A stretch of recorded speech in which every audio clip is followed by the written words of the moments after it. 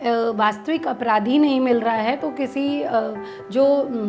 निर्धन और निरक्षर लोग हैं, जो पढ़े लिखे नहीं हैं, ऐसे जो इंडिजीनियस लोग हैं, उन लोगों को फर्जी तरीके से केस में डाल देना, जेलों में बंद कर देना। यहाँ पे जेलों में लोगों की मृत्यु हो जा रही है और बहुत सारे ऐसी चीज़ हम लोगों को संज्ञान में आई कि जब जेल में सफाई करने के लिए लोग नहीं उपलब्ध होते तो थानों में ये सूचना भिजवाई जाती है और लोग जो आदिम जनजातियां हैं, शेड्यूल ट्राइब लोग हैं, खास करके शेड्यूल ट्राइब, उन लोगों को नामजद करके जेल में भेज दिया जाता है। ये लगातार हम लोग देख रहे हैं, हमारा संगठन इस चीज़ को देख रहा है क्योंकि यातना के खिलाफ, पुलिस प्रताड़ना के खिलाफ एक लंबे अवधि से हम लोग इसके ऊपर काम कर रहे हैं और हर वर्ष इसके हमें सैकड़ों केस इस बारे में मिलते हैं जब पुलिस प्रताड़ना से प्रताड़ित होकर के लोग परेशान और बेहाल होते हैं। उनमें फर्जी केस उनके ऊपर लाद देना या किन्हीं की लड़ाई है और उस तरीके से केस लाद देना, या कहीं आपको वास्तविक अपराधी नहीं मिल रहा है तो किसी जो निर्धन और निरक्षर लोग हैं, जो पढ़े लिखे नहीं हैं, ऐसे जो इंडिजीनियस लोग हैं, उन लोगों को फर्जी तरीके से केस में डाल देना, जेलों में बंद कर देना, जो अपने न्याय की लड़ाई खुद नहीं लड़ पाते। ये एक बड़ा मुद्दा दिखाई दे रहा है और यूएन कन्वेंशन में इसके ऊपर लंबे समय से बात चल रही है। भारत ने इसके ऊपर पिटीशन साइन भी किया है और उनको अब अपने यहाँ यातना के खिलाफ कानून बनाना है। तो उस कानून के ऊपर अभी कोई पहलदारी हमको होती हुई दिखाई नहीं दे रही है और हमारा 1857 का पुलिस मैनुअल एक्ट है जो आज़ादी के पहले बना था और वो अभी तक लागू है। इसके बारे में काफ़ी समय से यातना के खिलाफ जो संगठन काम कर रहे हैं, सबका सामूहिक पैरवी हो रहा है, पर अभी बहुत बदलाव नहीं दिख रहा है और हम लोगों को बहुत बड़ा संकट दिखता है कि यदि हम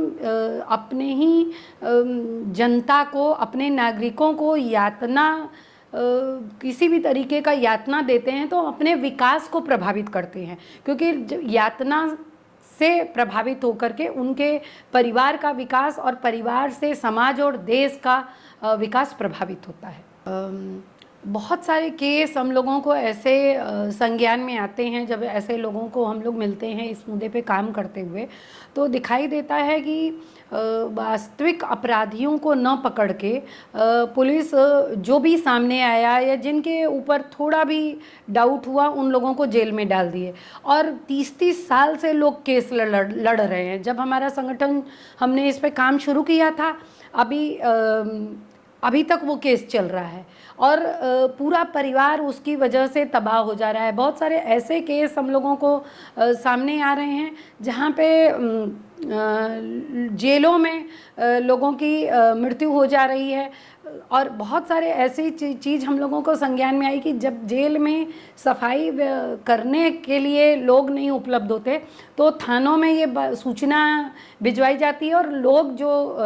आदिम जनजातियां हैं, शेड्यूल ट्राइब लोग हैं, खास करके शेड्यूल ट्राइब, उन लोगों को नामजद करके जेल में भेज दिया जाता है। अब वो वहाँ पड़े हैं, परिवार को पता नहीं है कि हमारे हस्बैंड या हमारे बच्चे कहाँ गए और वो लंबे समय से जेलों में पड़े हैं क्योंकि उनका कोई संपर्क सूत्र भी नहीं है कि वो, और ना वो अपने लिए न्याय व्यवस्था खरीद पाते हैं। तो बहुत सारे ऐसे केस हम लोग ने पिछले दिनों ही लोगों को देखा कि जेल में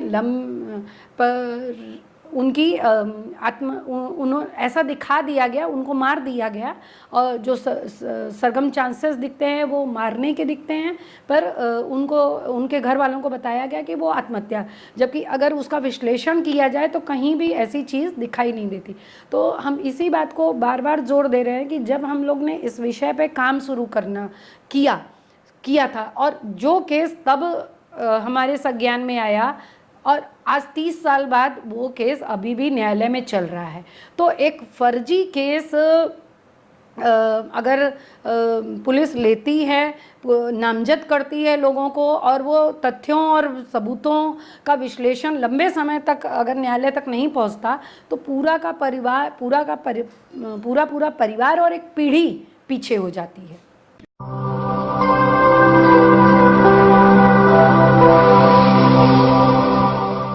जन ज्वार जनता की मीडिया।